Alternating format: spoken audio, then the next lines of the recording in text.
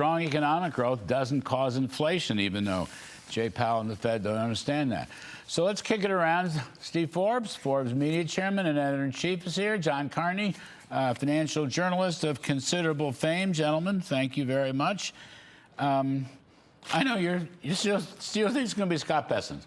Regardless of Jay Powell, it's going to be Scott Bessent. Give me a whack on it. I love hearing this. I just love hearing it. More than ever, the Senate's going to be much less likely to go after him, given his background, given his authority. He's a big guy. He's not going to come across as a guy who's not going to be pushed around by the Fed or anybody else. So I think that could clear the hurdle better than anyone else. Kevin Hassett put in Treasury. He would know how to do the job from day one. And the other thing they're going to have to do is come up with a candidate to replace Myron, whose term expires in a few weeks. Will he stay? Doesn't that he winds up just staying on until something happens? I think. Yeah, no. Myron will stay until they can get a replacement for him confirmed. If Jay Powell stays on, that replacement actually has to be the next chairman, because the chairman has to be a governor. So, in a sense, if the Senate... Jeanine Pirro can fix this. Jeanine Pirro can fix this. Really? I'll tell you who else could fix it. Donald Trump can fix it. He can set up a phone call with have a meeting, get Jay Powell in the Oval Office, have Jeanine Pirro there, and just talk it out. There's no reason to have this public war that one, by the way, makes our enemies abroad think, oh, the United States is having a big problem, big fight within their government. So that's not good. The Senate's threat to block Donald Trump's ability to appoint the next chairman is going to fail, because he will get to appoint an acting chairman. If once Jay Powell's term as chairman is up, he's out. He doesn't stick around if there's not a replacement. Trump will get to pick from among the sitting governors. And if he really wants to make the Senate say, okay, like cry uncle, he should appoint Stephen Myron, because then they will say, that's it. Okay, who did you want? Who do we get? Myron will be there till his appointment is replaced. Cost overruns. You can't make cost overruns are bad. I get that. But if you make cost overruns a criminal act, you will blow out the jail space in Washington is not big enough. It's just not enough jail space. All right, let's move on. Steve Forbes, I don't know that this is the case, but the president himself has talked about an affordability package that he might unveil in Davos. Now, if you ask me, his affordability package is supply-side tax cuts, deregulation, drill, baby, drill, reciprocal free trade. On the other hand, he's talking about periodically, this may not pass, a 10% cap on credit cards. The banks do not like that. 50-year mortgages, which seem very unpopular.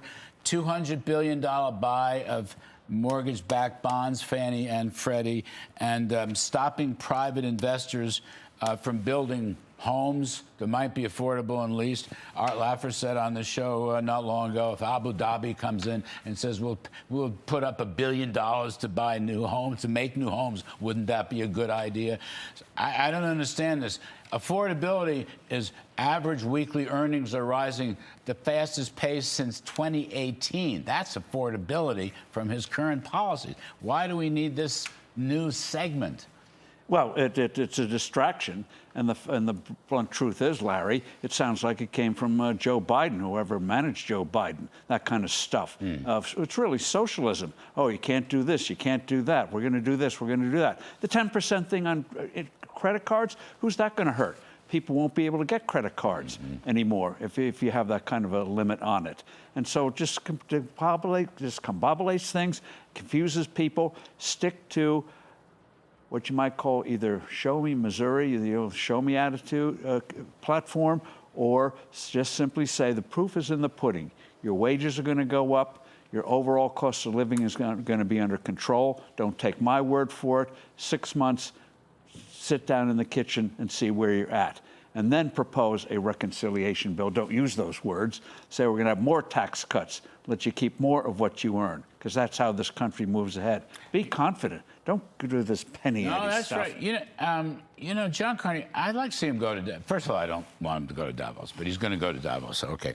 Go to Davos and promote his economic growth plan.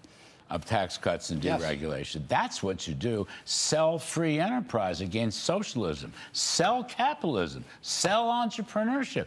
Give these guys climate change and all that radical, crazy, cockamamie stuff that Biden put into place is gone. I mean, he should wrap their hands. You want to grow? We're growing at 5. You guys aren't growing at all. Follow our lead. That's what Ronald Reagan did over 40 years ago at the G7 meeting. That's what I'd like to see him do at Davos, not create some meddling affordability package. He also should point out that their economies are being hurt by China. China can't dump into the United States anymore because of the tariffs. But yet China's trade surplus is through the roof. Why is that? Because they're dumping on our allies instead, who, by the way, blamed us when we put up the tariffs. They said, oh, no, don't do that. Because they were afraid that if we weren't absorbing China's surpluses, they would have to. He can say, guys, there's a solution to this. Tariff China yourselves. We don't have to be at odds about this. We can all agree that China's a bad actor in the world globe, and he should sell them on that as well. I agree with you, by the way.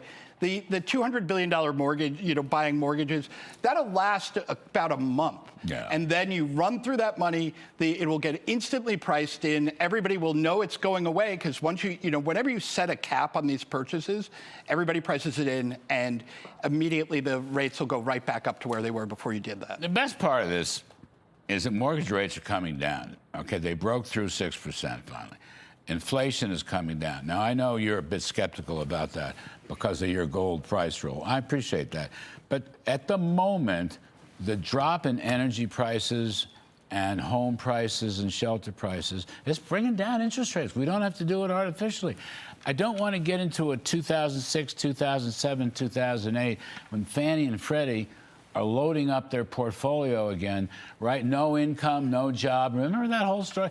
We really need to go through that again? No, in fact, you should do the opposite. Sell Freddie and Fannie, break them up, and have real competition, real mortgage market again. Banks, for God's sake. And you're right, you're both right. We should go to Davos saying, we led the way in the 1980s, we're leading the way again. You're in stagnation, we're starting to grow again in real ways. Do what we do. We have the right recipe, you don't. Look at the facts. Boom. Next Fed chairman, real quick. I think it's probably going to be Kevin Warsh, which is a change for me, unless the Senate blocks. If the Senate blocks it, I think it'll be Christopher Waller because you have to name somebody who's inside. So, John Carney, Steve Forbes, thank you, gentlemen. Terrific stuff.